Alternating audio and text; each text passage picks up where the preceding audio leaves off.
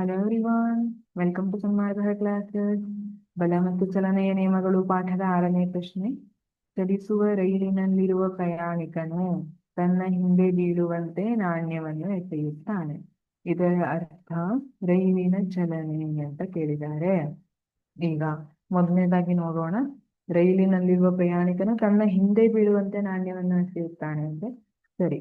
ಈಗ ರೈಲು for example 20 metre per second speed ಅಲ್ಲಿ ಹೋಗ್ತಾ ಇದೆ ಅಂತ ಇಟ್ಕೊಳ್ಳೋಣ. ರೈಲು 20 ಮೀಟರ್ ಪರ್ ಸೆಕೆಂಡ್ ಸ್ಪೀಡ್ ಅಲ್ಲಿ ಹೋಗ್ತಾ ಇದೆ. ಈಗ ಅದರಲ್ಲಿ ಕುಳಿತಿರುವಂತಹ ಪ್ರಯಾಣಿಕ ಕೂಡ 20 ಮೀಟರ್ ಪರ್ ಸೆಕೆಂಡ್ ವೇಗದಲ್ಲೇ ಹೋಗ್ತಾ ಇರ್ತಾನೆ, ಸಮತಲ ವೇಗ ಅಲ್ವಾ.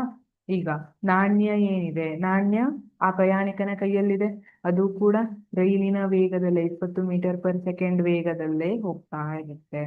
ಈಗ ನಾಣ್ಯವನ್ನ ಅವನು ಚಿಮ್ಮಿಸ್ತಾನೆ, ಸರಿನಾ. ಈ ತರ ಚಿಮ್ಮಿಸಿದಾಗ ಟಾಸ್ ಮಾಡ್ತಾನೆ. ಆ ಟೈಮಲ್ಲಿ ಏನಾಗುತ್ತೆ, ನಾಣ್ಯ ಎಲ್ಲೋಯ್ತು, ಅವನ ಕಾಂಟ್ಯಾಕ್ಟ್ ಅಲ್ಲಿ ಇರುವಂತದ್ದು ಗಾಳಿಯಲ್ಲಿ ಹೋಯ್ತು, ಸರಿನಾ. ಈಗ ಏನಾಗ್ತಾ ಇದೆ, 20 metre per second 20 metre per second ವೇಗದಲ್ಲಿ ಹೋಗ್ತಾ ಇರುವಂತದ್ದು 30 ಮೀಟರ್ ಪರ್ ಸೆಕೆಂಡ್ ವೇಗದಲ್ಲಿ ಹೋಯ್ತು ಅಂತ ಇಟ್ಕೊಳ್ಳೋಣ ರೈಲು. ಅವಾಗ ಏನಾಗುತ್ತೆ, ಜಡತ್ವದ ಪ್ರಕಾರ ನಾಣ್ಯದ ಸಮತಲ ವೇಗ ಎಷ್ಟಿದೆನೋ ಅಷ್ಟೇ ಇರುತ್ತೆ. ಅದು ಗಾಳಿಯಲ್ಲಿದೆ ಅಲ್ವಾ, ಆ ಕಾರಣಕ್ಕಾಗಿ ಎಷ್ಟಿದೆನೋ ಅಷ್ಟೇ ಇರುತ್ತೆ.